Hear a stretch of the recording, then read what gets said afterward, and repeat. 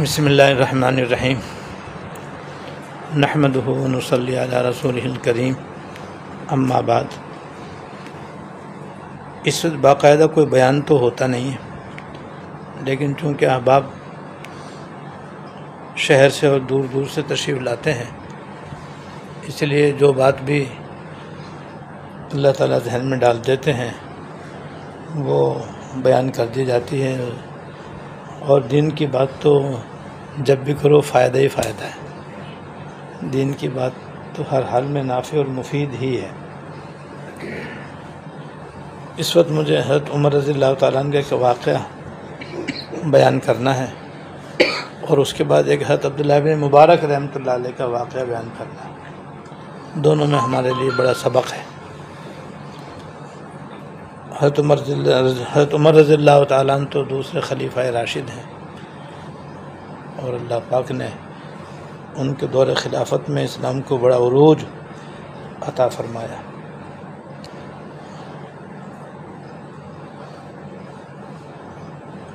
ان کے زمانے میں اور ان کے دور خلافت میں دشمنوں سے لڑائی جاری تھی۔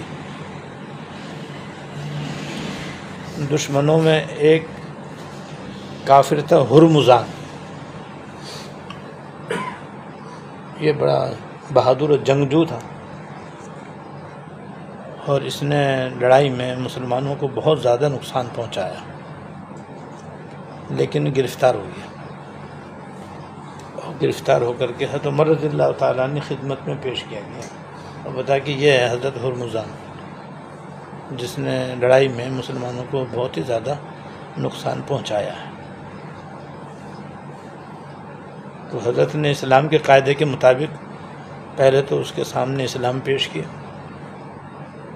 کہ بھئی تم بے شک میرے دشمن ہو، ہمارے اور مسلمانوں کے دشمن ہو، تم اسلام قبول کر لو، ہم تمہارے بھائی، تم ہمارے بھائی، ورنہ دوسرے نمبر پہ پھر تمہیں قتل کیا جائے گا۔ تو اس نے اسلام قبول نہیں کیا، اسلام قبول کرنے سے انکار کر دیا۔ تو حضرت عمر رضی اللہ تعالیٰ نے اسے قتل کا فیصلہ کر لیا۔ اب اس نے ایک چال چلی، اس نے کہا کہ حضرت مجھے کچھ پانی کی ضرورت ہے، اگر آپ منگوا دیں تو آپ کی مہربانی ہوگی، آپ میرے قتل کا تو فیصلہ کر ہی چکے ہیں، میں چاہتا ہوں پہلے پانی پی لوں۔ آپ نے منگوا دیا۔ وہ پانی آ گیا تو وہ پانی نہ پیے، کبھی ادھر دیکھے کبھی ادھر دیکھے، کہیں پانی کیوں نہیں پی رہے؟ کہ مجھے یہ خطرہ ہے کہ اگر میں پانی پینے لگوں گا تو کہیں آپ کا جلاد میری گردن نہ اڑا دے، مجھے اس کا خطرہ ہے، اس لیے پانی پیتے ہوئے ڈر لگ رہا ہے۔ کہا کہ تم آرام سے پانی پیو، جب تک پانی نہیں پیو گے تمہاری گردن نہیں اڑائی جائے گی۔ یہ اس کی چال تھی۔ سنتے ہی اس نے پانی کا پیالہ مٹی میں ڈال دی، اور مٹی اس پانی پی گئی۔ کہا جی اب آپ مجھے قتل نہیں کر سکتے، کیونکہ جب تک میں پانی نہ پیوں آپ نے مجھے امان دے دی کہ مجھے قتل نہیں کیا جائے گا۔ اب پانی پی نہیں سکتا، آپ قتل نہیں کر سکتے۔ آپ جانتے تھے کہ اس نے مکر کیا ہے، لیکن آپ نے اسلام کے قاعدے کے مطابق کہ جب تم کسی سے وعدہ کرو تو اسے پورا کرو، اس کو آزاد کر دیا، چھوڑ دیا۔ تو وہ اپنے مکر سے آزاد تو ہو گیا، لیکن دوسری طرف اسلام کی تعلیم سے اتنا متاثر ہوا کہ اس نے اسلام قبول کر لیا۔ سبحان اللہ۔ کہ جس مذہب میں وعدے کی اتنی زبردست پاسداری ہو وہ برحق ہی ہو سکتا ہے، ناحق نہیں ہو سکتا۔ حضرت عمر رضی اللہ تعالیٰ نے دوسری تلوار سے اس کو ذبح کر دیا، یعنی اسلام کی نعمت سے مالا مال کر دیا۔ دیکھو شریعت کے ایک ہی حکم پر آدمی صحیح چلے تو کافر بھی مسلمان ہو جائے، دشمن بھی اسلام لیا ہے۔ اور آج ہمارا حال یہ ہے کہ وعدے کا پاس ہی نہیں، مارکیٹوں میں، کاریگروں میں، ملازموں میں، ہر جگہ صبح شام تک سوائے جھوٹ کے اور جھوٹی وعدوں کے کچھ ہوتا ہی نہیں۔ صبح شام تک مارکیٹوں میں جھوٹے وعدے ہوتے ہیں، پیمنٹ لینے کے لیے بھی، مال دینے کے لیے بھی۔ ترخانہ عام ہے، وہ شام آ جانا صبح لے جانا، صبح آ گئے تو شام کو آ جانا، شام کو آ گئے تو صبح لے جانا، نہ کل کبھی آتی ہے نہ شام کبھی آتی ہے۔ یہ تو سب دین سے دوری کی بات ہے۔ اسی لیے آج ہم کثیر تعداد میں ہوتے ہوئے بھی تباہ و برباد ہیں اپنے ان بدعمالیوں کی، جس میں جھوٹا وعدہ بھی ہے۔ جھوٹ بولنا الگ ہے، جھوٹا وعدہ الگ ہے۔ ایسے دوسرا واقعہ حضرت عبداللہ ابن مبارک رحمۃ اللہ علیہ کا، جن کی عبادت کے، زہد و ورع کے، علم و فضل کے، حدیث و تفسیر کی خدمات کے بے شمار واقعات سنے اور سنائے جاتے ہیں۔ زبان پر جب حضرت عبداللہ بن مبارک رحمۃ اللہ علیہ کا نام آتا ہے تو ایمان تازہ ہو جاتا ہے۔ اتنا اونچا مقام اللہ تعالیٰ نے ان کو عطا فرمایا تھا۔ صبح شام تک مدرسے میں قال اللہ قال رسول کا وہ درس دیتے تھے، اور رات کو اپنے مکان کی چھت پر ایک لکڑی کی طرح مصلی پہ کھڑے رہتے تھے۔ ایک سوکھی لکڑی سیدھی کھڑی رہتی ہے، وہ جھکتی نہیں ہے، ایسے ان کا قیام اتنا طویل ہوتا تھا کہ دور سے معلوم ہوتا تھا کہ کوئی لکڑی کھڑی ہے۔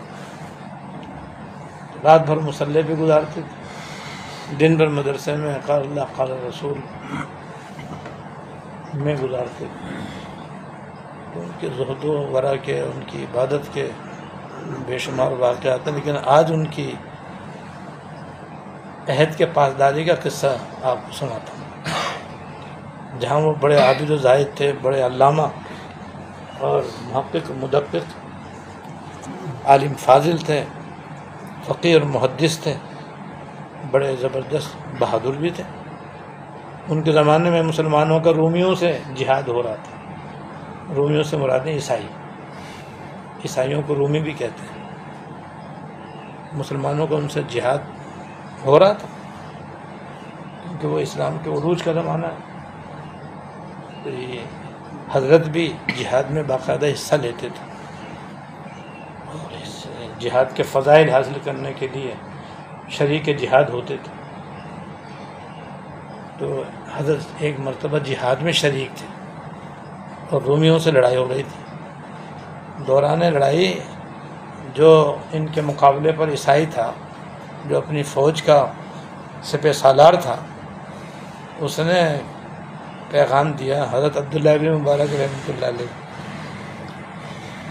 حضرت وہ ہماری عبادت کا ٹائم آ گیا، ہماری عبادت کا وقت آ گیا، تو میں آپ سے درخواست کرتا ہوں کہ مجھے تھوڑا سا وقت دے دیں تاکہ میں اپنے مذہب کے مطابق اپنی عبادت کر لوں، پھر لڑائی جاری رہے گی انشاءاللہ۔ وہ ان سے ٹائم مانگ رہا ہے اپنی عبادت کے لیے۔ کون؟ عیسائی اور رومی، جو ان کا دشمن ہے، اور اس سے لڑائی ہو رہی ہے۔ دوران لڑائی وہ یہ کہہ رہا ہے، آپ جیسے بہادر تھے ویسے حلیم و بردبار بھی بہت تھے، تو آپ نے حلم و بردباری کی وجہ سے اس کو مہلت دے دی اور وہ جنگ بند ہو گئی تاکہ وہ اپنی عبادت کر سکے۔ اس نے اپنے مذہب کے مطابق عبادت شروع کی۔ جب وہ جھکنے لگا نا عبادت کے لیے، جیسے ہم رکوع کرتے ہیں، ان کا بھی کوئی طریقہ ہوگا جھکنے کا، تو حضرت کہتے ہیں ایک دم میرے دل میں خیال آیا کہ بڑا اچھا موقع ہے، حملہ کرو اور اس کا کام تمام کرو۔